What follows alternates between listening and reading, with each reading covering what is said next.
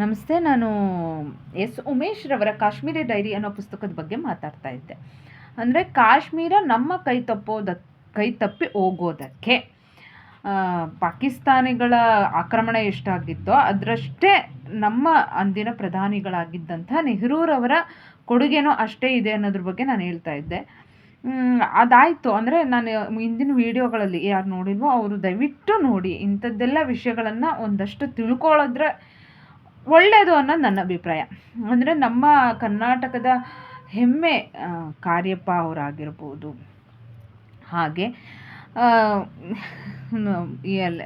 ಏನು ಜನರಲ್ ತಿಮ್ಮಯ್ಯ ಆಗಿರ್ಬೋದು, ಅವರೆಲ್ಲರ ಕೊಡುಗೆ ಅಪಾರವಾಗಿದೆ. ಅವರೆಲ್ಲರ ಕೊಡುಗೆಗಳಿಗೆ ಏನು ಒಂದು ಲಾಸ್ಟಲ್ಲಿ ತಿಲಾಂಜಲಿ ಇಟ್ಟರು ಅಂತ ಏನು ಹೇಳ್ತೀವಿ, ಆ ರೀತಿ ಅವರು ಸೈನ್ಯವನ್ನು ವಾಪಸ್ ಕರೆಸ್ಕೊಂಡ್ಬಿಡ್ತಾರೆ. ಹಾಗಾಗಿ ಉಳಿದಂಥದ್ದೇ POK ಪಾಕಿಸ್ತಾನ ಆಕ್ರಮಿತ ಕಾಶ್ಮೀರ ಅಂತ ಆಗುತ್ತೆ ಅಂತ ಹೇಳಿದ್ದೆ. ಹಾಗೆ ಅಷ್ಟೊತ್ತಿಗಾಗಲೇ ಚೀನಾದಲ್ಲಿ ಕಮ್ಯುನಿಸಮ್ ಶುರುವಾಗಿತ್ತು ಅಂತಲೇ ಹೇಳಿದೆ, ಸೋಷಿಯಲಿಸಮ್ ಶುರುವಾಗಿತ್ತು ಅಂತ ಹೇಳಿದೆ. ಆ ದೇಶಗಳು ಇದಕ್ಕೆ ಹೊಂದ್ಕೊಳ್ಳೋಕ್ಕೆ ಪ್ರಯತ್ನ ಪಡ್ತಾಯಿತ್ತು ಅಂತಲೂ ಹೇಳಿದ್ದೆ. ಚೀನಾದಲ್ಲಿ ಅಷ್ಟು ವೇಳೆಗೆ ಬೆಳೆದಿತ್ತು. ಹಾಗೆ ಸೋವಿಯತ್ ಯೂನಿಯನ್ ಅಂತಂದರೆ ಯಾವ ದೇಶ ಬರುತ್ತೆ ಅದ್ರ ಬಗ್ಗೆನೂ ಹೇಳಿದ್ದೆ. ಅದು ಚೀನಾದ ಪಕ್ಕದಲ್ಲಿದ್ದಂಥ ಸಯಾಂಗ್ ಪ್ರಾಂತ್ಯವನ್ನು ವಶಪಡಿಸ್ಕೊಳ್ತು ಅಂತ ಹೇಳುತ್ತೆ. ಇದು ಬ್ರಿಟಿಷರಿಗೆ ನಡುಕ ಹುಟ್ಟಿಸಿತ್ತು ಅಂತ ಹೇಳಿದ್ದೆ. ಇದಕ್ಕೆ ಕಾರಣ ಏನು ಅಂತ ಮುಂದೆ ಹೇಳ್ತೀನಿ ಅಂತ ಹೇಳಿ ನಾನು ವಿಡಿಯೋನ ಎಂಡ್ ಮಾಡಿದ್ದೆ. ಅಂದರೆ ಸಯಾಂಗ್ ಪ್ರದೇಶದಲ್ಲ ಪಕ್ಕದಲ್ಲಿದ್ದಿದ್ದೆ ನಮ್ಮ ಕಾಶ್ಮೀರದ ಗಿಲ್ಗಿಟ್ ಅನ್ನೋ ಪ್ರದೇಶ. ಆ ಗಿಲ್ಗಿಟ್ ಅನ್ನೋ ಪ್ರದೇಶವನ್ನು ವಶಪಡಿಸ್ಕೊಂಡ್ಬಿಡ್ತಾರೆ ಅಂತಂದು ಬ್ರಿಟಿಷರಿಗೆ ಯಾಕೆ ನಡುಕ ಉಂಟಾಯಿತು ಅನ್ನೋದ್ರ ಬಗ್ಗೆ ಹೇಳಕ್ಕೆ ಹೊರಟಿದ್ದೀನಿ. ದಯವಿಟ್ಟು ಇಷ್ಟ ಆದರೆ ಒಂದಷ್ಟು ಜನಕ್ಕೆ ಶೇರ್ ಮಾಡಿ, ನೋಡಿ, ನಿಮ್ಮ ಫ್ರೆಂಡ್ಸ್ಗೆಲ್ಲ ಹೇಳಿ, ಲೈಕ್ ಮಾಡಿ, ಶೇರ್ ಮಾಡಿ, ಸಬ್ಸ್ಕ್ರೈಬ್ ಮಾಡಿ. ಆದರೂ ಮುಖ್ಯವಾಗಿ ಗಿಲ್ಗಿಟ್ ಯಾಕೆ ಅಷ್ಟು ಇಂಪಾರ್ಟೆಂಟ್ ಆಗುತ್ತೆ? ಗಿಲ್ಗಿಟ್ ಅದೊಂದು ನಮ್ಮ ಕಾಶ್ಮೀರದಲ್ಲಿರುವಂಥ ಒಂದು ಎತ್ತರವಾದ ಪ್ರದೇಶ. ಈಗ ಅಟ್ ಪ್ರೆಸೆಂಟ್ ಅದು ಪಾಕಿಸ್ತಾನದ ನಿಯಂತ್ರಣದಲ್ಲಿದೆ. ಇಲ್ಲಿ ಗಿಲ್ಗಿಟ್ ಅನ್ನೋ ನದಿನೇ ಹರಿಯುತ್ತೆ. ಇದ್ರ ಪಕ್ಕದಲ್ಲೇ ಚೀನಾದ ನಮಗೂ ಭಾರತದ ಚೀನಾ ಬಾರ್ಡ್ರ್ ಬರುತ್ತೆ. ಇದು ಒಂದು ಕಾಶ್ಮೀರದ ಒಂದು ಭಾಗ ಆಗಿರುತ್ತೆ. 1947ರಲ್ಲಿ ಭಾರತ ವಿಭಜನೆ ಆಗುತ್ತಲ್ಲ, ಇದರಲ್ಲಿ ಈ ಪ್ರದೇಶವನ್ನು ಪಾಕಿಸ್ತಾನ ಅಕ್ರಮವಾಗಿ ವಶಪಡಿಸ್ಕೊಳ್ಳಲಾಗುತ್ತೆ. ಅಲ್ಲದೆ ನೋಡಿ, ಇದು ಚೀನಾ ಮತ್ತು ಪಾಕಿಸ್ತಾನದ ಆರ್ಥಿಕ ಭಾಗ. ಅಂದರೆ ಈ ಭಾಗದಲ್ಲಿ ಒಂದು ಆರ್ಥಿಕವಾದ ಏನು ನಮ್ಮ ಎಕಾನಮಿ ಏನು ಇದಾಗುತ್ತೆ ಅದು ಹೋಗುತ್ತೆ. ಇದರಿಂದಾಗಿ ಚೀನಾದ ಪ್ರಭಾವ ಕೂಡ ಇದ್ರ ಮೇಲೆ, ಗಿಲ್ಗಿಟ್ ಮೇಲೆ ಪ್ರಭಾವ ಇದೆ. ಹಾಗಾಗಿಯೇ ಸೋವಿಯತ್ ಯೂನಿಯನ್ನು ಚೀನಾದ ಪಕ್ಕದಲ್ಲಿದ್ದಂಥ ಸಯಾಂಗ್ ಪ್ರದೇಶವನ್ನು ವಶಪಡಿಸ್ಕೊಂಡಾಗ ಅದ್ರ ಪಕ್ಕದಲ್ಲೇ ಇದ್ದಂಥ ಗಿಲ್ಗಿಟ್ಟನ್ನು ವಶಪಡಿಸ್ಕೊಳ್ಳೋದು ತುಂಬ ಕಷ್ಟ ಆಗಲ್ಲ ಅನ್ನೋ ಕಾರಣಕ್ಕೇ ಬ್ರಿಟಿಷರಿಗೆ ನಡುಕ ಉಂಟಾಗಿತ್ತು, ಬೇರೆ ಏನೂ ಇಲ್ಲ. ಅಲ್ಲದೆ ಇದು ಪಾಕಿಸ್ತಾನ ಮತ್ತು ಚೀನಾದ ತ್ರಿಕೋನ ಅಂದರೆ ಟ್ರಯಾಂಗಲ್ ಶೇಪಲ್ಲಿ ಇರೋದ್ರಿಂದ ಸೈನಿಕ ಮತ್ತು ಆರ್ಥಿಕ ಪ್ರಾಮುಖ್ಯತೆಯಿಂದ ಇಂಪಾರ್ಟೆಂಟ್ ಆಗುತ್ತೆ. ಅಲ್ಲದೆ ಇದು ಕಾರಾಕೋರಂ ಅನ್ನೋ ಒಂದು ಮೇಯ್ನ್ ರೋಡಲ್ಲಿರುತ್ತೆ. ಅಲ್ಲದೆ ಚೀನಾದ ವ್ಯಾಪಾರ ಮಾರ್ಗ, ನದಿಗಳು, ಜಲವಿದ್ಯುತ್ ಯೋಜನೆ, ಇದಕ್ಕೆಲ್ಲದಕ್ಕೂ ಗಿಲ್ಗಿಟ್ಟು ತುಂಬ ಮುಖ್ಯವಾದ ಸ್ಥಳ ಆಗಿರುತ್ತೆ. ಇದನ್ನೇನಾದರೂ ಸೋವಿಯತ್ ಯೂನಿಯನ್ ವಶಪಡಿಸ್ಕೊಂಡ್ಬಿಟ್ರೆ ಕಷ್ಟ ಆಗುತ್ತೆ ಚೀನಾಗೆ ಅಂತ ಹೇಳಿ ಬ್ರಿಟಿಷರಿಗೆ ನಡುಕ ಉಂಟಾಗುತ್ತೆ. ಆ ಕಾರಣಕ್ಕೆ ಅವ್ರಿಗೆ ತುಂಬ ಭಯ ಆಗುತ್ತೆ. ಅಲ್ಲದೆ ನೋಡಿ, 1935ರಲ್ಲಿ ಬ್ರಿಟಿಷರು ಏನು ಮಾಡಿರ್ತಾರೆ, ಮಹಾರಾಜ ಹರಿಸಿಂಗ್ನಿಂದ ಗಿಲ್ಗಿಟ್ ಅನ್ನೋ ಪ್ರದೇಶವನ್ನು ಸರಿಸುಮಾರು 60 ವರ್ಷಗಳ ಕಾಲ ಗುತ್ತಿಗೆಗೆ ಪಡ್ಕೊಂಡಿರ್ತಾರೆ. ಅಲ್ಲದೆ ನಾನು ಅದನ್ನೇ ಹೇಳಿದ್ದೆ, ಅದಕ್ಕೆ ಅಲ್ಲಿ ಒಂದು ಏಜೆನ್ಸಿಯನ್ನು ನೇಮಕ ಮಾಡ್ಕೊಂಡಿರ್ತಾರೆ, ಅದಕ್ಕೊಬ್ಬ ಉಸ್ತುವಾರಿಯನ್ನು ನೇಮಕ ಮಾಡ್ಕೊಂಡಿರ್ತಾರೆ. ಆತ ಅಲ್ಲೇ ಬ್ರಿಟಿಷ್ ಒಬ್ಬ ಪ್ರತಿನಿಧಿ ಆಗಿರ್ತಾನೆ. ಅವನು ಗಿಲ್ಗಿಟ್ ಅಂದರೆ ಆ ಪ್ರದೇಶದ ಸ್ಥಳೀಯರೊಂದಿಗೆ ಕೆಲಸ ಮಾಡೋಕ್ಕೆ ಕ್ಯಾಪ್ಟನ್ ಬ್ರೌನ್ ಅನ್ನೋ ಒಬ್ಬ ವಿಲಿಯಂ ಬ್ರೌನ್ ಅನ್ನೋ ಒಬ್ಬ ಅಧಿಕಾರಿಯನ್ನು ಸಹ ನೇಮಿಸಿರ್ತಾರೆ.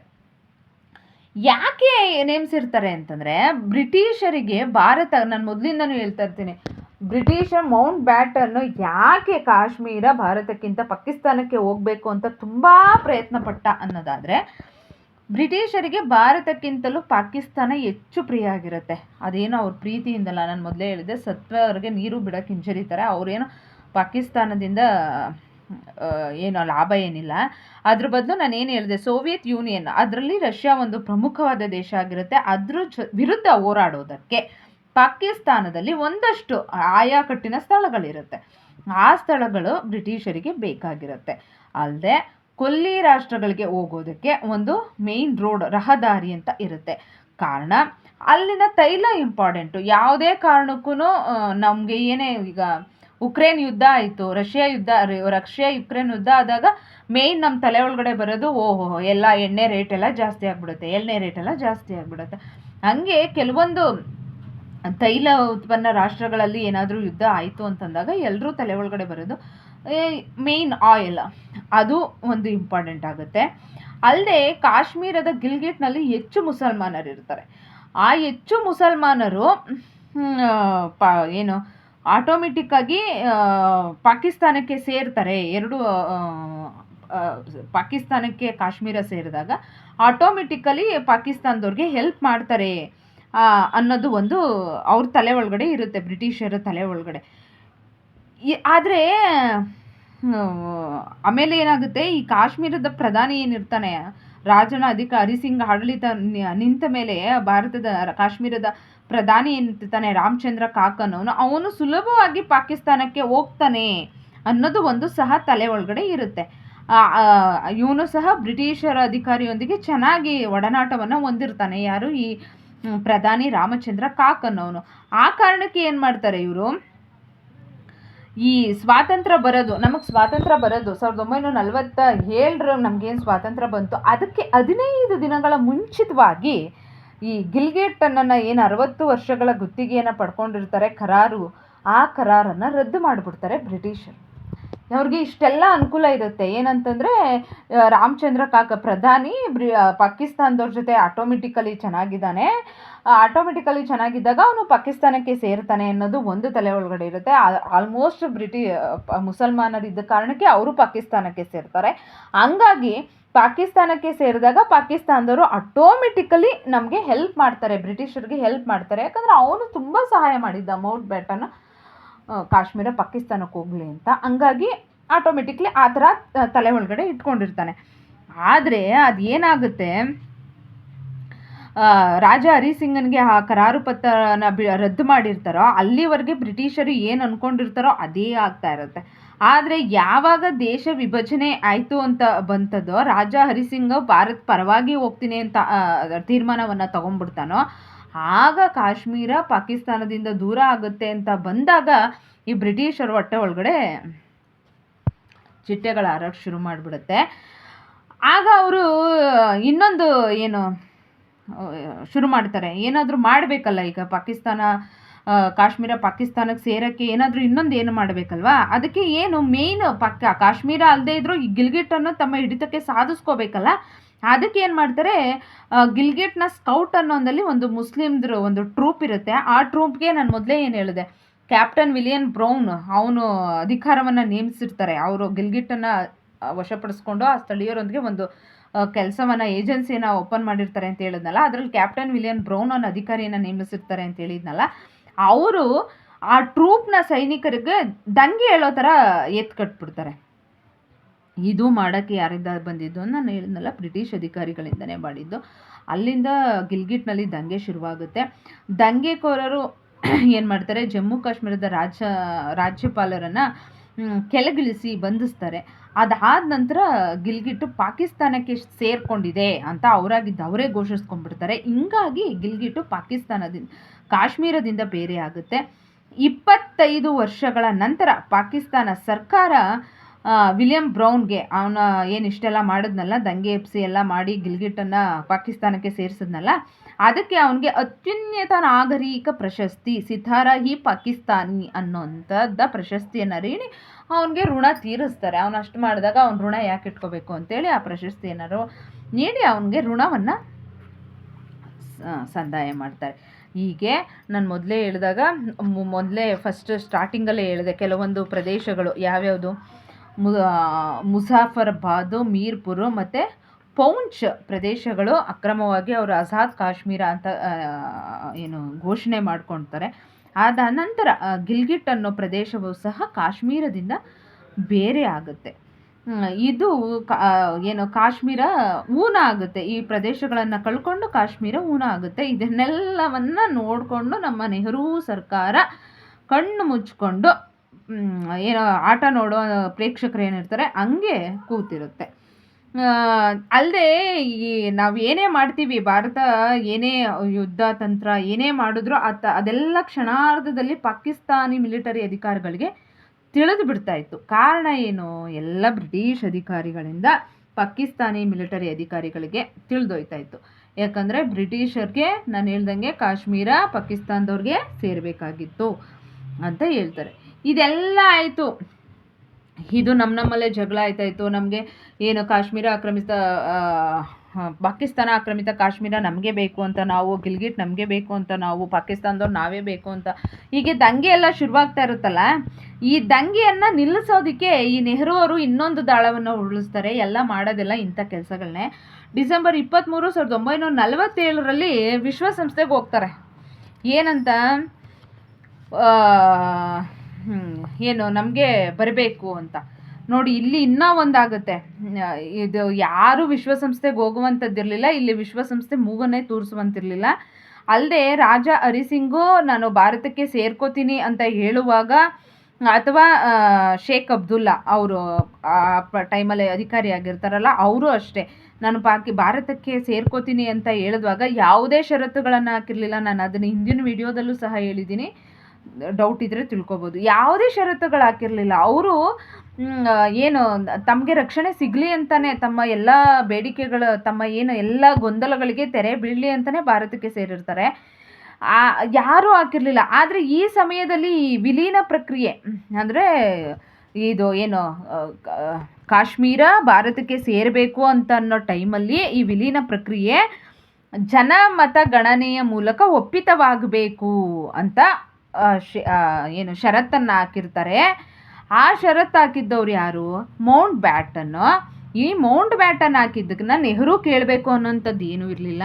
ಆದರೆ ಈ ರೀತಿ ಆಗಬೇಕು ಅಂತ ಏನು ಷರತ್ತಿದೆ, ಆ ಷರತ್ತನ್ನು ಏನಾದರೂ ಮಾಡಿ ಬಗೆಹರಿಸಿ ಅಂತ ಹೇಳಿ ನೆಹರೂರವರು ವಿಶ್ವಸಂಸ್ಥೆ ಅಂಗಳಕ್ಕೆ ಹೋಗ್ತಾರೆ.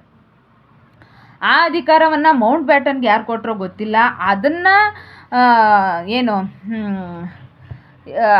ಇದನ್ನು ಸಮ್ಮತಿಸಬೇಕು ಅಥವಾ ಇದಕ್ಕೆ ಮನ್ನಣೆ ಕೊಡಬೇಕು ಅಂತ ನೆಹರೂರವ್ರಿಗೆ ಯಾರು ಹೇಳಿದ್ರೋ ಗೊತ್ತಿಲ್ಲ. ನೆಹರೂರವರು ಅಷ್ಟೇ ಮೌಂಟ್ ಬ್ಯಾಟನ್ ಹೇಳ್ದ ಅಂತ ಹೇಳಿದ ತಕ್ಷಣಕ್ಕೆ ಅದಕ್ಕೆ ಅಸ್ತು ಅಂದ್ಬಿಡ್ತಾರೆ. ಯಾವುದೇ ರೀತಿಯ ಚರ್ಚೆಗಳಾಗಲ್ಲ, ಏನೂ ಆಗಲ್ಲ.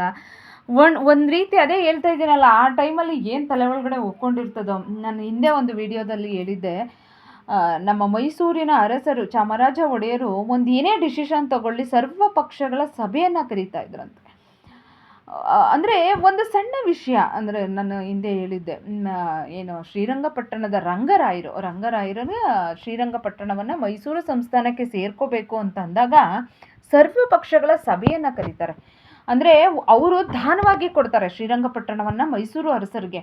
ಅವರು ದಾನವಾಗಿ ಕೊಡ್ತಾರೆ ಅಂದ ತಕ್ಷಣಕ್ಕೆ ಕೈ ಚಾಚಿ ನಿಲ್ಲಲ್ಲ. ಅದನ್ನು ಅಷ್ಟು ಜನಗಳ ಮೂಲಕ ಸಭೆಯನ್ನು ಕರೀತಾರೆ. ಈಗ ನಾನು ಮಾಡ್ತಾ ಇರೋದು ಸರಿನಾ ಅಂತ. ಅಲ್ಲಿ ಒಂದು 10 ಜನ ಇದ್ದರೂ 10 ಅಭಿಪ್ರಾಯಗಳು ಬರ್ಬೋದು, ಭಿನ್ನಾಭಿಪ್ರಾಯಗಳು ಬರ್ಬೋದು. ಅದರಲ್ಲಿ ನಾವು ವಿವೇಚಿಸಿ ತೀರ್ಮಾನವನ್ನು ತಗೋಬೋದು. ಮತ್ತು ಅವ್ರಿಗೆ ಅನಿಸಿದ್ದಂಥದ್ದು ಅದರಲ್ಲಿ ಒಳ್ಳೆಯದು ಇರುತ್ತೆ, ಕೆಟ್ಟದ್ದು ಇರುತ್ತೆ. ಅದರಲ್ಲಿ ನಮಗೆ ಒಂದು ಸ್ವಲ್ಪ ಯೋಚನೆ ಮಾಡೋದಕ್ಕೆ ಅವಕಾಶಗಳು ಸಿಗುತ್ತೆ. ಆ ಅವಕಾಶವನ್ನು ರಾಜರು ಬಳಸ್ಕೋತಾ ಇದ್ರು. ಆ ಕಾರಣಕ್ಕೆ ಅಂದು ಮೈಸೂರು ಅರಸರಾಗಿರ್ಬೋದು, ವಿಜಯನಗರದ ಅರಸರಾಗಿರ್ಬೋದು, ರೋಡಲ್ಲಿ ಚಿನ್ನ, ಬೆಳ್ಳಿ, ವಜ್ರ, ವೈಡೂರ್ಯವನ್ನು ಮಾರ್ತಾ ಇದ್ರು. ಅಂದರೆ ಸಮೃದ್ಧಿಯಿಂದ ಕೂಡಿತ್ತು ಆ ಟೈಮಲ್ಲಿ ಅಂತ ಹೇಳ್ಬೋದು. ನೋಡಿ, ಇಲ್ಲಿ ಯಾವುದೇ ತೀರ್ಮಾನವನ್ನು ಸರ್ಕಾರ ಅಟ್ ಪ್ರೆಸೆಂಟ್ ಅಧಿಕಾರದಲ್ಲಿದೆ, ಅದಕ್ಕೊಂದಷ್ಟು ಮಂತ್ರಿಮಂಡಲ ಅಂತ ಇರುತ್ತೆ, ಅದಕ್ಕೊಂದಷ್ಟು MLA MP ಇರ್ತಾರೆ, ಅದು ಒಂದಷ್ಟು ಚರ್ಚೆಯನ್ನು ಮಾಡ್ಬೋದು, ಒಂದಷ್ಟು ಅಭಿಪ್ರಾಯಗಳನ್ನು ಶೇರ್ ಮಾಡ್ಬೋದು. ವಿರೋಧ ಪಕ್ಷಗಳು ಅಂತ ಇರುತ್ತೆ, ಯಾವುದು ಮಾಡಲ್ಲ, ಅಸ್ತು ಅಂದ್ಬಿಡ್ತಾರೆ ನೆಹರೂರವರು. ಅದನ್ನು ಸುಮ್ಮನೆನೂ ಇರಲ್ಲ. ಅದು ಒಂದು ಕೇಳೋಣ, ಒಂದು ಟೇಕ್ ಅ ಟೈಮ್, ಅಂದರೆ ಕೋಪದಲ್ಲಿ ಕೊಯ್ಕೊಂಡಂತ ಮೂಗು ಮತ್ತೆ ಬರಲ್ಲ ಅಂತಾರೆ, ಹಂಗೆ ಟೈಮು ತೊಗೊಳ್ಳಲ್ಲ. ಅಕ್ಟೋಬರ್ 28, 1947 ಸಂಜೆ 8 ಅನೌನ್ಸೇ ಮಾಡಿಬಿಡ್ತಾರೆ ಆಲ್ ಇಂಡಿಯಾ ರೇಡಿಯೋ ಮೂಲಕ, ನಾನು ವಿಶ್ವಸಂಸ್ಥೆ ಮಧ್ಯಸ್ಥಿಕೆಯನ್ನು ಕೋರಿದ್ದೀನಿ ಅಂತ. ಆ, ಇದು 8:15 ಇವ್ರು 8:15ಗೆ ಅನೌನ್ಸ್ ಮಾಡ್ತಾರೆ. 8:15 ಟೈಮಲ್ಲಿ ಪಟೇಲ್ರಿಗೆ ಗೊತ್ತಾಗುತ್ತೆ ನೆಹರೂರವರಿಂದ ಈ ಪ್ರೆಸ್ ನೋಟ್ ಬಂದಿದೆ ಅಂತ. ಅವ್ರು ಕೂಡಲೇ ಅವ್ರು ಗಾಬರಿನೂ ಆಗ್ತಾರೆ. ನೆಹರೂರವ್ರಿಗೆ ಕಾಲ್ನೂ ಮಾಡ್ತಾರೆ. ಆದರೆ ಅವರು ಅಷ್ಟೊತ್ತಿಗಾಗಲೇ ಏನು ಬ್ರಾಡ್ಕಾಸ್ಟಿಂಗ್ ಹೌಸ್ ಕಡೆ ಹೊರಟುಬಿಟ್ಟಿರ್ತಾರೆ. ಆದರೂ ಈ ಪಟೇಲ್ರೇನು ಸುಮ್ಮನೆ ಇರಲಿಲ್ಲ. ಅವರು ಈ ವಿಶ್ವಸಂಸ್ಥೆ ಮಧ್ಯಸ್ಥಿಕೆ ಬರೋದನ್ನು ತಪ್ಸೋಕ್ಕೋಸ್ಕರ ವಿ ಶಂಕರ್ ಅನ್ನೋರ್ನ ಈ ಬ್ರಾಡ್ಕಾಸ್ಟಿಂಗ್ ಹೌಸ್ಗೆ ಕಳಿಸ್ತಾರೆ ತಡೆಯೋದಕ್ಕೋಸ್ಕರ. ಆದರೆ ಅಷ್ಟರೊಳಗಾಗಲೇ ಈ ನೆಹರೂರವರು ವಿಶ್ವಸಂಸ್ಥೆಗೆ ಆಹ್ವಾನವನ್ನು ನೀಡಿಬಿಟ್ಟಿರ್ತಾರೆ. ಜಮ್ಮು ಕಾಶ್ಮೀರ ಸಮಸ್ಯೆ ಹೀಗೆ ವಿಶ್ವಸಂಸ್ಥೆ ಅಂಗಳಕ್ಕೆ ಬಂದುಬಿಟ್ಟಿರುತ್ತೆ. ಅದೇ ಹೇಳ್ತಾ ಇದ್ದೀನಲ್ಲ, ಸಂಸಾರದ ಗುಟ್ಟು ವ್ಯಾಧಿ ರಟ್ಟು ಅಂತ ಹೇಳ್ತೀವಲ್ಲ, ಹಂಗೆ ನಮ್ಮ ಮನೆ ಸಂಸಾರಕ್ಕೆ ಎಲ್ಲ ದೇಶಗಳು ಮೂಗು ತೋರಿಸಿದಾಗ ಹೆಂಗಾಗುತ್ತೆ? ನಂತರ ಏನಾಗುತ್ತೆ? ಅಮೇರಿಕ, ಬ್ರಿಟನ್ನು, ಪಾಕಿಸ್ತಾನ ಹೀಗೆ ನಾನಾ ದೇಶಗಳು, ಬೇರೆ ಬೇರೆ ದೇಶಗಳು ಕಾಶ್ಮೀರದ ಕಾಶ್ಮೀರದ ವಿಷಯದಲ್ಲಿ ಮೂಗು ತೋರಿಸೋದಕ್ಕೆ ಶುರು ಮಾಡ್ತಾರೆ. ಆಗ ಅಂತಾರಾಷ್ಟ್ರೀಯ ಮಟ್ಟದಲ್ಲಿ ಇದು ಚರ್ಚೆಗೆ ಬರುತ್ತೆ. ಈಗ ನಾವೇನಂತ ಚರ್ಚೆ ಮಾಡಬೇಕು? ನಮ್ಮ ಕಾಶ್ಮೀರವನ್ನು ನಮಗೆ ಉಳಿಸ್ಕೊಡಿ. ಇದು ಅಕ್ರಮವಾಗಿ ಪಾಕಿಸ್ತಾನ ಬಂದು ನಮಗೆ ದಾಳಿ ಮಾಡ್ತಿದೆ. ಪಾಕಿಸ್ತಾನಕ್ಕೆ ಬುದ್ಧಿ ಹೇಳಿ, ನಮ್ಮ ಜಾಗವನ್ನು ನಮಗೆ ಬಿಟ್ಟು ಹೋಗೋಕ್ಕೆ ಹೇಳಿ ಅಂತ ಹೇಳೋದನ್ನು ಬಿಟ್ಟು ಅವ್ರು ಏನು ಹೇಳ್ತಾರೆ? ಕಾಶ್ಮೀರ 2 ದೇಶಗಳ ನಡುವಿನ ಸಮಸ್ಯೆ ಹೇಳ್ತಾರೆ ನೋಡಿ. ನೆಹರೂರವರು ಹೇಳೋದು ವಿಶ್ವಸಂಸ್ಥೆ ಮುಂದೆ, ಕಾಶ್ಮೀರ 2 ದೇಶಗಳ ನಡುವಿನ ಸಮಸ್ಯೆ. 2 ದೇಶಗಳ ನಡುವಿನ ಸಮಸ್ಯೆ ಹೆಂಗಾಗುತ್ತೆ? ರಾಜಾ ಹರಿಸಿಂಗು ತನ್ನ ಸ್ವಂತ ನಿರ್ಣಯದ ಮೂಲಕ ಕಾಶ್ಮೀರ ಭಾರತಕ್ಕೆ ಸೇರಬೇಕು ಅಂತ ಕೊಟ್ಟಿದ್ದಾನೆ. ಅದಕ್ಕೂ ಸಹ ನೆಹರೂರವರು 108 ತಗಾದೆ ತೆಗೆದ್ರು, ಸೈನ್ ಆಗಲಿಲ್ಲ. ಅದು ಕೇಳಬೇಕು, ಆ ದೇಶ ಕೇಳಬೇಕು, ಈ ದೇಶ ಕೇಳಬೇಕು. VP ಮೆನನ್ ಅವರು ತಕ್ಷಣಕ್ಕೆ ಅವನು ಆ್ಯಕ್ಚುಲಿ ಶ್ರೀನಗರದಿಂದ ಜಮ್ಮುಗೆ ಕಳಿಸಿರ್ತಾರೆ. ಜಮ್ಮುಗೆ ಹೋಗಿ ಅವನ ಕೈಯಲ್ಲಿ ಸಿಗ್ನೇಚರ್ನ ಮಾಡಿಸ್ಕೊಂಡು ಬಂದಿರ್ತಾರೆ. ಯಾಕೆ? ಅಧಿಕೃತವಾಗಿ ಆಗಬೇಕು ಅಂತ. ಹಂಗಿದ್ದಾಗ 2 ದೇಶಗಳ ಸಮಸ್ಯೆ ಕಾಶ್ಮೀರ ಈಗ ಆಗುತ್ತೆ. ಆದರೆ ನೆಹರೂರವರು ಅಲ್ಲೂ ಸಹ ಇದೇ ವಾದವನ್ನು ಹೇಳ್ತಾರೆ, 2 ದೇಶಗಳ ಸಮಸ್ಯೆ ಕಾಶ್ಮೀರ, ಇದನ್ನು ಬಗೆಹರಿಸ್ಕೊಡಿ ಅಂತ ದುಂಬಾಲಿ ಬೀಳ್ತಾರೆ. ಆಗ ಆ ಟೈಮಲ್ಲಿ ಅಲ್ಲೇ ಇದ್ದಂಥ ಗಾಂಧೀಜಿಯವರಾಗಿರ್ಬೋದು, ಸರ್ದಾರ್ ವಲ್ಲಭಾಯ್ ಪಟೇಲ್ ಆಗಿರ್ಬೋದು, BR ಅಂಬೇಡ್ಕರ್ ಅವರಾಗಿರ್ಬೋದು, ಯಾರೂ ಏನೂ ಮಾತಾಡೋಕ್ಕಾಗಲ್ಲ. ಯಾಕಂದರೆ 2 ದೇಶಗಳ ಮುಖ್ಯ ಪ್ರಧಾನ ವ್ಯಕ್ತಿಗಳು ಮಾತಾಡಬೇಕಾದ್ರೆ ಹೆಂಗಂದ್ರಂಗೆ ಅಸಭ್ಯವಾಗಿ ಮಾತಾಡೋದಕ್ಕೆ ಸಾಧ್ಯ ಆಗಲ್ಲ. ಹೀಗೆ ನಮ್ಮ ಕಾಶ್ಮೀರ ವಿಶ್ವಸಂಸ್ಥೆಯ ಮುಂದೆ ಬಂದು ನಿಲ್ಲುತ್ತೆ. ಆಗ ವಿಶ್ವಸಂಸ್ಥೆ ಒಂದು ಒಪ್ಪಂದವನ್ನು 2 ದೇಶದ ಮುಂದೆ ಇಡುತ್ತೆ. ಏನಂದರೆ ಜನವರಿ 1, 1949ರಂದು ಕರಾಚಿ ಅನ್ನೋ ಒಂದು ಒಪ್ಪಂದವನ್ನು ಉಭಯ ರಾಷ್ಟ್ರಗಳ ಮುಂದೆ ಇಡುತ್ತೆ. ಅಂದರೆ ಕಾಶ್ಮೀರ ಸಮಸ್ಯೆಗೆ ಈ 3 ಫಸ್ಟ್, ಸೆಕೆಂಡ್, ಥರ್ಡ್ ಅಂತ ಈ 3 ಸ್ಟೆಪ್ಪಲ್ಲಿ ನೀವು ಮಾಡಬೇಕು ಅಂತ. ಮೊದಲನೇದು ಕಾಶ್ಮೀರದಲ್ಲಿ ಗುಂಡಿನ ಮೊರೆತ ನಿಲ್ಲಬೇಕು. ಅಂದರೆ ಕಾಶ್ಮೀರದಲ್ಲಿ ಯಾವಾಗಲೂ ಜನ ಭಯಭೀತಿಯಲ್ಲೇ ಬದುಕ್ತಾ ಇರ್ತಾರೆ ಅಂತ ಹೇಳಿದ್ನಲ್ಲ, ಅದು ನಿಲ್ಲಬೇಕು. ಹಂಗಾಗಿ ನೀವೇನು ಮಾಡಬೇಕು? ಪಾಕಿಸ್ತಾನ ಯಾವುದೇ ಷರತ್ತುಗಳಿಲ್ಲದೆ ಕಾಶ್ಮೀರದಲ್ಲಿ ಆಕ್ರಮಿಸಿರುವ ಎಲ್ಲ ಪ್ರದೇಶಗಳನ್ನು ಭಾರತಕ್ಕೆ ಹಿಂದಿರುಗಿಸಿ ಸೈನ್ಯವನ್ನು ಗಡಿಯಿಂದ ಹಿಂದೆ ತೆಗೆದುಕೊಳ್ಳಬೇಕು. ಯಾವುದೇ ಹೊರಗಿನ ಶಕ್ತಿಗಳು ಕಾಶ್ಮೀರದಲ್ಲಿ ಇರಬಾರದು. ವಿಶ್ವಸಂಸ್ಥೆಯಲ್ಲಿ ಇದು ಕ್ಲಿಯರ್ ಆಗಿ ಹೇಳಿದೆ. ಮತ್ತೊಂದ್ಸಲಿ ಹೇಳ್ತೀನಿ, ಪಾಕಿಸ್ತಾನ ಯಾವುದೇ ಷರತ್ತುಗಳಿಲ್ಲದೆ ಕಾಶ್ಮೀರದಲ್ಲಿ ಆಕ್ರಮಿಸಿರುವ ಎಲ್ಲ ಪ್ರದೇಶಗಳನ್ನು ಭಾರತಕ್ಕೆ ವಾಪಸ್ ಕೊಡಬೇಕು. ಗಡಿಯಲ್ಲಿ ಏನು ಸೈನ್ಯನ ಅಲರ್ಟ್ ಆಗಿ ಇರಿಸ್ಕೊಂಡಿದ್ದೀರಾ ಅದನ್ನು ವಾಪಸ್ ತಗೊಂಡು ಹೋಗಬೇಕು. ಯಾವುದೇ ಹೊರಗಿನ ಶತ್ರುಗಳು ಕಾಶ್ಮೀರದಲ್ಲಿ ಇರಬಾರ್ದು. ಎರಡನೇದೇನು ಹೇಳುತ್ತೆ? ಭಾರತ ಸರ್ಕಾರ ಕಾಶ್ಮೀರದಲ್ಲಿ ಆಡಳಿತ ನಡೆಸುವುದಕ್ಕೆ ಎಷ್ಟು ಬೇಕೋ ಅಷ್ಟೇ ಸೈನ್ಯವನ್ನು ಮಾತ್ರ ಇಟ್ಕೋಬೇಕು. ಅಂದರೆ ಅಲ್ಲಿ ಪರಿಸ್ಥಿತಿಯನ್ನು ಕಂಟ್ರೋಲ್ಗೆ ಇಟ್ಕೋಬೇಕು, ಅಷ್ಟೇ ಇಟ್ಕೋಬೇಕು. ಇನ್ನು ಉಳಿದ ಸೈನ್ಯವನ್ನು ನೀವು ಅಷ್ಟೇ ವಾಪಸ್ ಕರ್ಸ್ಕೋಬೇಕು. 3ನೇ ಅಂತ 2 ಪ್ರಕ್ರಿಯೆಗಳು ಮುಗಿದ ನಂತರ, ಇವೆರಡೂ ಮುಗಿದ ಮೇಲೆ ಕಾಶ್ಮೀರ ಯಾರಿಗೆ ಸೇರಬೇಕು ಎನ್ನುವುದನ್ನು ಇಲ್ಲಿನ ಜನ ನಿರ್ಧರಿಸಬೇಕು. ಅಂದರೆ ಎಲೆಕ್ಷನ್ ಆ ಥರ ಮಾಡಿ ಕಾಶ್ಮೀರದಲ್ಲಿ ಜನಾಭಿಪ್ರಾಯವನ್ನು ಸಂಗ್ರಹಿಸಬೇಕು. ಅದಕ್ಕೆ ವಿಶ್ವಸಂಸ್ಥೆ ತನ್ನದೇ ಒಬ್ಬ ಅಧಿಕಾರಿಯನ್ನು ನೇಮಿಸ್ತೀವಿ. ಅಲ್ಲಿ ಜನಗಣತಿ ಆಗಲಿ, ಆ ನಂತರ ಮುಂದಿನ ನಿರ್ಧಾರ. ಅದು ಪಾಕಿಸ್ತಾನಕ್ಕೆ ಹೋಗ್ತೀನಿ ಅಂದರೆ ಪಾಕಿಸ್ತಾನಕ್ಕೆ ಕಳಿಸೋಣ, ಇಲ್ಲಿಗೆ ಹೋದರೆ ಇಲ್ಲಿಗೆ ಕಳಿಸೋಣ. ಅಂದರೆ ನೋಡಿ ಹೆಂಗಾಗುತ್ತೆ ಅಂದರೆ, ಜನಗಣತಿ ಯಾಕೆ ಅವಶ್ಯಕತೆ ಇಲ್ಲ ಅಂತಂದರೆ, ರಾಜಾ ಹರಿಸಿಂಗು ನಾನು ಭಾರತಕ್ಕೆ ಸೇರಿರ್ತೀನಿ ಅಂತ ಹೇಳಿರ್ತಾನೆ, ಸಹಿ ಮಾಡಿರ್ತಾನೆ. ಹಂಗಾಗಿ ಕಾಶ್ಮೀರ ಭಾರತದ ಒಂದು ಅವಿಭಾಜ್ಯ ಅಂಗ ಆಗುತ್ತೆ. ಅದರಲ್ಲಿ ಪಾಕಿಸ್ತಾನದ ಏನು ಇಂಚಿಂಚೂ ಇಲ್ಲ, ಏನು ಅದಕ್ಕೆ ಏನು ರೈಟ್ಸೇ ಇಲ್ಲ. ಆದ್ರೂ ಸಹ ಇವತ್ತುವರೆಗೂ ಪಾಕಿಸ್ತಾನ ಏನು ವಾದ ಮಾಡುತ್ತೆ? ಈ ಟೈಮಲ್ಲಿ ರಾಜಾ ಹರಿ ಸಿಂಗ್ ತಲೆಗೆ ಬಂದೂಕನ್ನಿಟ್ಟು ಸಹಿ ಮಾಡಿಸ್ಕೊಂಡ್ರು. ಯಾರು? ಗಾಂಧೀಜಿ, ನೆಹರೂರವರು ಕಾಶ್ಮೀರದ ರಾಜನಿಗೆ ತಲೆ ಗುಂಡಿಟ್ಬಿಟ್ಟು ಸೈನ್ ಮಾಡುವಂಥ ಸೈನ್ ಮಾಡಿಕೊಂಡ್ರು. ಹಂಗಾಗಿ ಕಾಶ್ಮೀರ ನಮಗೆ ಸೇರಬೇಕು, ಹಂಗಾಗಿ ನಾವು ಬಿಟ್ಕೊಡಲ್ಲ, ನಾವು ಸೈನ್ಯವನ್ನು ವಾಪಸ್ ಕರ್ಕೊಂಡು ಹೋಗಲ್ಲ ಅಂತ ಹೇಳಕ್ಕೆ ಶುರು ಮಾಡ್ತು. ಅಂದರೆ ಪಾಕಿಸ್ತಾನ ವಿಶ್ವಸಂಸ್ಥೆ ಏನು ಹೇಳುತ್ತೆ? ಮೊದಲನೇದು ಎಲ್ಲ ನಿಮ್ಮ ಏನು ಯಾವುದೇ ಷರತ್ತುಗಳಿಲ್ಲದೆ ನಮ್ಮ ಏನು ವಶಪಡಿಸ್ಕೊಂಡಿದ್ದೀರಾ ಅದನ್ನೆಲ್ಲ ಬಿಟ್ಕೊಡಿ ಅಂತ. ಆ ಕೆಲಸವನ್ನೇ ಪಾಕಿಸ್ತಾನ ಮೊದಲು ಮಾಡಲೇ ಇಲ್ಲ. ಹಂಗಾಗಿ ನಮ್ಮ ಭಾರತೀಯ ಸೈನ್ಯ ಕಾಶ್ಮೀರದಿಂದ ಹಿಂದೆ ಸರಿಯೋ ಪ್ರಮೇಯನೇ ಬರಲಿಲ್ಲ. ಇವು ಎರಡೂ ಆಗಲಿಲ್ಲ ಅಂದಾಗ ಅಲ್ಲಿ ಜನಾಭಿಪ್ರಾಯವನ್ನು ಸಂಗ್ರಹಿಸೋದು ಯಾವಾಗ? ಅಲ್ಲಿ ಅದನ್ನು ಮಾಡೋದು ಯಾವಾಗ? ಸೊ ಅದು ಸಹ ಹಂಗೇ ಹಿಡಿತು. ಇನ್ನವರೆಗೂ ನಾವು ಮತ್ತು ಪಾಕಿಸ್ತಾನ ನಮಗೆ ಬರಬೇಕು ಅನ್ನೋ ಮಾತು ಆಡ್ತಾನೇ ಇದ್ದೀವಿ. ಪಾಕಿಸ್ತಾನ ಅದ್ರದ್ದು ಬೊಗಳ್ತಾನೆ ಇದೆ, ಏನು ಸಮಸ್ಯೆ ಇದೇ ಇರಲಿಲ್ಲ. ಅಂದರೆ ನೋಡಿ, ನಾವು 1948ರಿಂದ 1900 ಮೊನ್ನೆ ಆಯಿತು ಸಿಂಧೂರ, ಸುಮಾರು 6 ಬಾರಿ ಮೊನ್ನೆ ಆಪರೇಷನ್ ಸಿಂಧೂರನೂ ಸೇರಿ ಸುಮಾರು 6 ಬಾರಿ 7 ಬಾರಿ ನಾವು ಯುದ್ಧ ಮಾಡಿದ್ದೀವಿ ಪಾಕಿಸ್ತಾನದ ಮೇಲೆ. 7 ಸರಿನೂ ಸೋತು ಸುಣ್ಣಾಗಿದೆ. ಆದರೂ ಸಹ ಅದು ಬುದ್ಧಿ ಕಲಿತೇ ಇಲ್ಲ. ಅಕ್ರಮವಾಗಿ ಆಕ್ರಮಿಸ್ಕೊಂಡಿರುವಂಥ ಕಾಶ್ಮೀರದ ಭಾಗಗಳನ್ನು ನಮಗೆ ಬಿಟ್ಕೊಡ್ಲೇ ಇಲ್ಲ. ಆದರೆ ನಮ್ಮ ಈಗಿನ ಭಾರತದ ಸರ್ಕಾರದ ಗೃಹ ಮಂತ್ರಿ ಆಗಿರುವಂಥ ಅಮಿತ್ ಶಾ ಅವರು ಸಲಹೆಗಾರರಾಗಿರುವ ಅಜಿತ್ ದೋವಾಲ್ ಸಹ ಇದನ್ನೇ ಒತ್ತಿ ಹೇಳ್ತಿದ್ದಾರೆ. ನಾವು ಕಳ್ಕೊಂಡಿರುವಂಥ ಪ್ರದೇಶಗಳನ್ನು ನಮಗೆ ಹತ್ರ ಸಿಗುವಂಥ ದಿನಗಳು ತುಂಬ ದೂರ ಏನಿಲ್ಲ, ನಾವು ಬಿಡೋದೂ ಇಲ್ಲ ಅಂತ. ಹಂಗೆ ಏನು ಹೇಳ್ತಾ ಇದ್ದೀನಿ, ಅದು ಆದಮೇಲೂ ಸಹ ನೋಡಿ,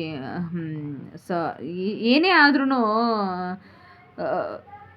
ಪಾಕಿಸ್ತಾನ ಎಷ್ಟೇ ಪ್ರದೇಶಗಳನ್ನು ಮಾಡಿಕೊಂಡ್ರು, ಅಂದರೆ 1948ರಲ್ಲಿ ಪಾಕಿಸ್ತಾನ ಸ್ಕಾರ್ದೋ ಅನ್ನೋ ಪ್ರದೇಶವನ್ನು ವಶಪಡಿಸ್ಕೊಳ್ಳುತ್ತೆ. ಮತ್ತು ಅದೇ ವರ್ಷ ಡಿಸೆಂಬರ್ನಲ್ಲಿ ಕಾರ್ಗಿಲ್ಲು, ಬಟಾಲಿಕ್ಕು, ದ್ರಾಸನ್ನು ಮತ್ತೆ ಹಿಡಿತಕ್ಕೆ ತಗೊಂಡಿರುತ್ತೆ. ಹಿಂಗೆ ಒಂದು ಪ್ರದೇಶವನ್ನು ವಶಪಡಿಸ್ಕೊಂಡ್ರೆ ಮತ್ತೆ ನಮ್ಮ ಭಾರತೀಯ ಸೈನ್ಯ ಹೋಗಿ ಮತ್ತೆ ಅದೇ ರೀತಿ ಯುದ್ಧವನ್ನು ಮಾಡಿ ಮತ್ತೆ ತಗೊಳ್ಳೋದು, ಇದು ನಡೀತಾನೆ ಇದೆ. ಬಹುಶಃ ಯಾವತ್ತು ಎಂಡಾಗುತ್ತೋ ಗೊತ್ತಿಲ್ಲ. ಇದ್ರ ಮುಂದಿನ ಭಾಗವನ್ನು ನಾನು ನೆಕ್ಸ್ಟ್ ವಿಡಿಯೋದಲ್ಲಿ ಹೇಳ್ತೀನಿ. ಆ್ಯಸ್ ಯೂಶ್ವಲ್ ಇಷ್ಟ ಆಗಿದ್ದರೆ ಲೈಕ್ ಮಾಡಿ, ಶೇರ್ ಮಾಡಿ, ಸಬ್ಸ್ಕ್ರೈಬ್ ಮಾಡಿ. ತಿಳ್ಕೊಳ್ಳೋವಂಥ ವಿಷಯಗಳನ್ನು ದಯವಿಟ್ಟು ಪ್ರತಿಯೊಬ್ಬರು ಎಲ್ಲರೂ ತಿಳ್ಕೋಬೇಕು, ದಯವಿಟ್ಟು ತಿಳ್ಕೊಳ್ಳಿ. Thank you.